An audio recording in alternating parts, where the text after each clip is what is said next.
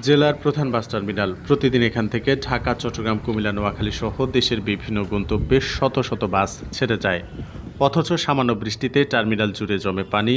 বড় বড় গর্ত কাদা পানিতে ঢেকে যাওয়ায় কোনটি রাস্তার কোনটি গর্ত তা বোঝার উপায় থাকে না। ফলে বাস উঠতে নামতে প্রতিদিন দুর্ভোগ পোহাতে হচ্ছে যাত্রীদের।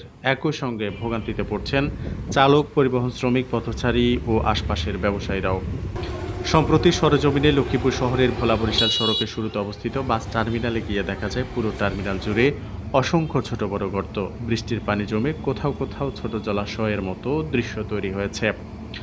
বাস চলাচলের সময় কাদা পানি ছিটকে পড়ছে যাত্রীদের গায়ে। অনেকে জুতা হাতে নিয়ে কাদা মারিয়ে বাসে উঠছেন।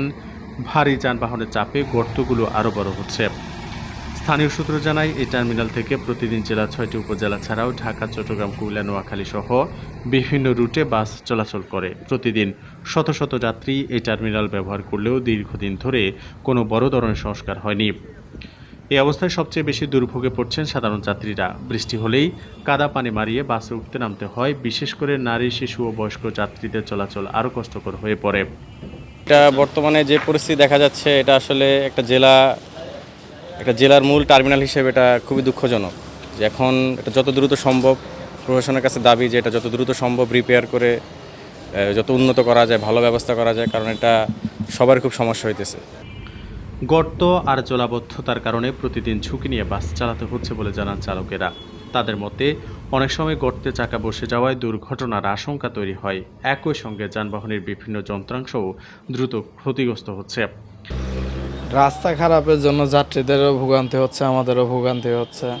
রাস্তাটা ভালো হলে সবার জন্যই ভালো হতো, কারণ বৃষ্টি কাদা হলে ছোট গাড়িগুলো যেতে পারে না, রাস্তায় আটকে যায়, আমাদেরও সমস্যা হয়, গাড়ির অনেক ক্ষয়ক্ষতি হয়, যাত্রীরও অনেক হয়রানি হয়। টার্মিনালের বেহাল অবস্থার প্রভাব পড়েছে আশেপাশের ব্যবসায়েও। ব্যবসায়ীরা বলছেন, পানি জমে থাকলে যাত্রীরা দোকান আসতে চান না। এতে দিনের পর দিন লোকসান গুনতে হচ্ছে তাদের। দীর্ঘদিন ধরে সংস্কারের দাবি জানানো হলেও দৃশ্যমান কোনো উদ্যোগ দেখা যায়নি। ময়লা আবর্জনা, কাস্টমার আসে না, টয়লেটের লোক যাইতে পারে না, সমস্যা আবর্জনা। আমরা প্রশাসনের কাছে এটাই অনুরোধ, অতি সত্ত্বর আমাদের এটা যেন করে দেওয়া হয়। স্থানীয়দের অভিযোগ, শুধু টার্মিনালের রাস্তা নয়, এর অবকাঠামোর অবস্থাও দীর্ঘদিন ধরে বেহাল। 1996 সালে প্রতিষ্ঠিত এই বাস টার্মিনালে 2008 সালে একটি ভবন নির্মাণ করা হলেও সেটি এখন জরাজীর্ণ অবস্থায় রয়েছে। ধরে 1996 সাল ধরে না টার্মিনাল এটা? হ্যাঁ, 1996 সাল থেকে। 1996 সাল থেকে টার্মিনাল এটার এই অবস্থা। আপনারা এবারে টার্মিনালের সংস্কার চান কিনা সে বিষয়ে একটু বলেন, যে প্রশাসনের কাছে আপনার দাবি দেওয়া কি? আমাদের প্রশাসনের কাছে দাবি দেওয়া হয়েছে যে আমাদের যে টার্মিনাল, কোনো গাড়ি এখান দিয়ে চলতে পারে না। একটা গাড়ি আসতে গেলে গাড়িটা বুক বাইজা যায়। কিন্তু বিভিন্নভাবে আমরা কয়েকবার টিভিতে এটা সাংবাদিকদের কাছে এটা প্রতিবেদন জানাইছি, কিন্তু কোনো খবর আসে না, কোনো টিভিতে কোনো নিউজ আসে না, প্রশাসনের চোখে পড়ে না।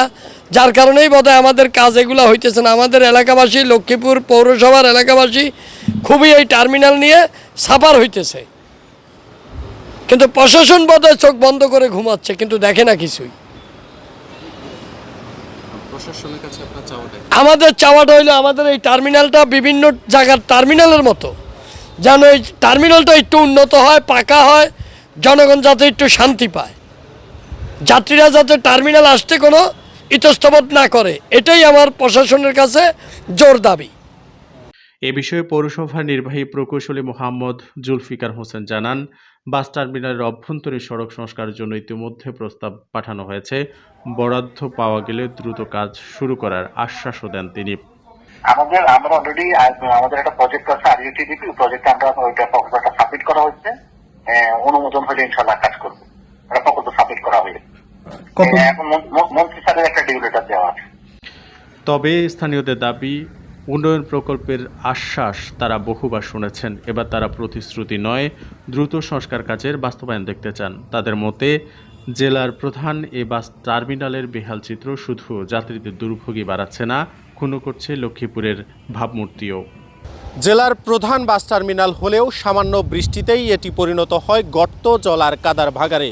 উন্নয়নের আশ্বাস থাকলেও দ্রুত সংস্কার করা না হলে এই দুর্ভোগ থেকে মুক্তি মিলবে না যাত্রী ও পরিবহন সংশ্লিষ্টদের। কামরুল হাসান হৃদয়, ঢাকা টুডে, লক্ষ্মীপুর।